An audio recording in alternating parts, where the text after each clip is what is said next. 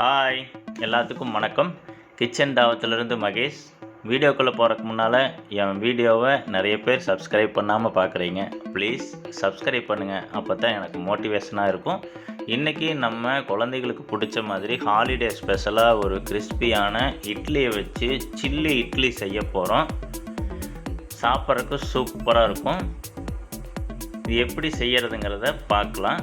வாங்க வீடியோக்குள்ளே போகலாம். அதுக்கு நான் முந்தின நாள் சுட்ட இட்லி அல்லது காலையில் சுட்ட இட்லியை சாயந்தரம் அந்த மாதிரி கொஞ்சம் டைம் எடுத்து அந்த இட்லியை எடுத்துக்குங்க. இந்த மாதிரி இட்லி கட் பண்ணிக்கலாம். நம்மளுக்கு என்ன சைஸ் வேணுமோ இப்படி கட் பண்ணும்போது கத்தியில் இட்லி ஒட்டும், சரியாக வராது. அப்போ கத்தியை தண்ணியில் டிப் பண்ணிக்கங்க, ஈஸியாக வரும். பாருங்கள், இந்த மாதிரி உங்களுக்கு என்ன ஷேப் பிடிக்குதோ அந்த மாதிரி கட் பண்ணி வச்சுக்கலாம். இதுக்கு வெங்காயம் 250 கிராம், 2 பெரிய வெங்காயம் எடுத்து ஸ்கொயராக கட் பண்ணியிருக்கிறோம். குடமிளகா 2 ஒரு 150 கிராம் வர மாதிரி மீடியம் சைஸில், அதுவும் ஸ்கொயராக கட் பண்ணி வச்சுருக்கோம். பச்சை மிளகா 5 நம்பர் எடுத்து பொடியை வெட்டி வச்சுருக்கோம். இஞ்சி ஒரு 20-25 கிராம் எடுத்து நீல வாக்கில் கட் பண்ணியிருக்கோம். பூண்டு ஒரு 20 கிராம் எடுத்துருக்கோம், நல்லா பொடியாக கட் பண்ணி வச்சுருக்கோம். இப்போ எண்ணெய் காய வச்சு அந்த இட்லியை கார்ன்ஃப்ளவர் மாவு நல்லா தண்ணியாட்ட பால் மாதிரி பதத்தில் கரைச்சி இட்லியை உள்ளே டிப் பண்ணி சூடான எண்ணெயில் போட்டு நல்லா பொரித்து எடுத்துக்குங்க.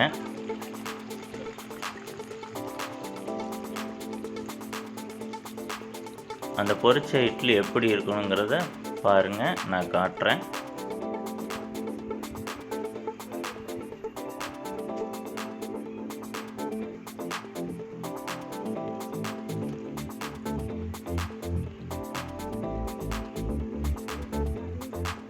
கருகாமல் நல்ல கோல்டன் ப்ரௌன் கலரில் பாருங்கள், பாதி முக்கால்வாசி ஆயிடுச்சு.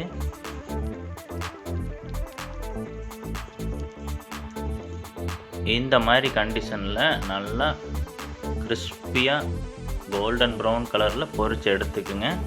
இதை தனித்தனியாக பிரித்து வச்சுருங்க.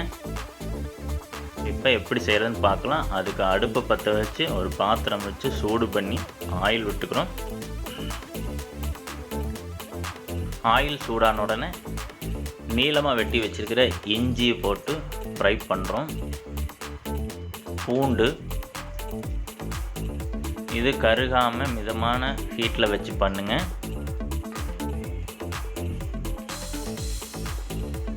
அடுத்ததாக வெட்டி வச்சுருக்க பச்சை மிளகா,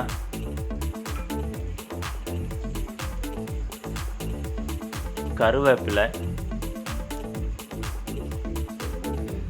போட்டு நல்லா வதக்கி எடுத்துக்குங்க. வெட்டி வச்சுருக்கிற வெங்காயத்தை ஆட் பண்ணிக்கிறோம். இப்போ அடுப்பை ஃபுல் ஃப்ளேமில் வச்சு நல்லா வதக்குங்க.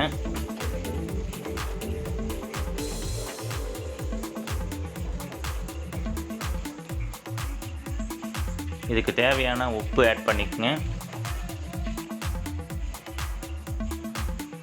வெட்டி வச்சுருக்கிற குடமிளகாய் ஆட் பண்ணிக்கிறோம். இதையும் நல்லா வதக்குங்க.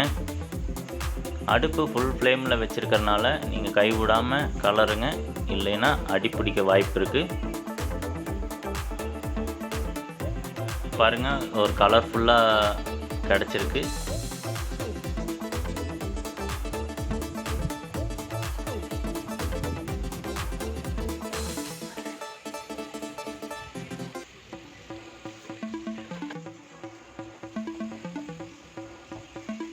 இப்போது டொமேட்டோ சாஸ் நான் 2 டேபிள் ஸ்பூன் ஊற்றிருக்கேன். உங்களுக்கு சுவை பிடிச்சிருந்தால் மறுபடியும் சேர்த்திக்கலாம், 2 ஸ்பூன் நல்லாயிருக்கும். சோயா சாஸ் 1 டேபிள் ஸ்பூன், அதையும் போட்டு நல்லா வதக்கிக்கங்க.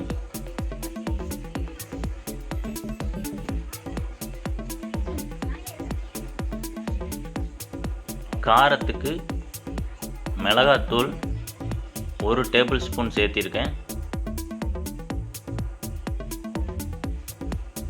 அதையும் நல்லா வதக்குங்க. அடுப்பு ஃபுல் ஃப்ளேமில் இருக்கட்டும்.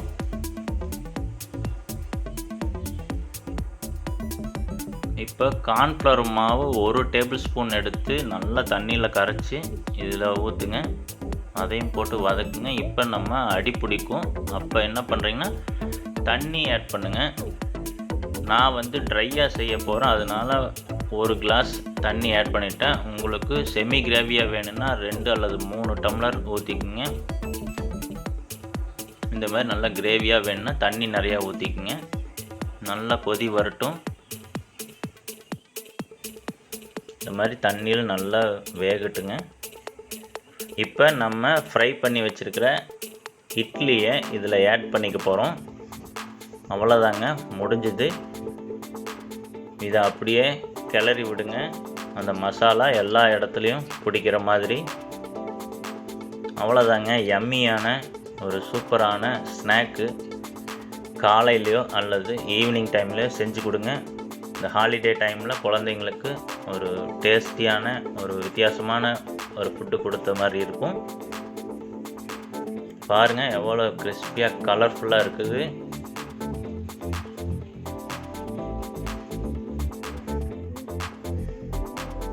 கொத்தமல்லி தழை போட்டுக்குங்க. அவ்வளோதாங்க, இறக்கிடலாம். சூப்பரான டிஷ்ஷு ரெடி ஆயிடுச்சு. இது பிடிச்சிருந்தா சப்ஸ்கிரைப் பண்ணுங்கள், லைக் பண்ணுங்கள், ஷேர் பண்ணுங்கள். இன்னொரு நல்ல வீடியோவில் சந்திப்போம். அதுவரை கிச்சன் தாவத்திலிருந்து மகேஷ்.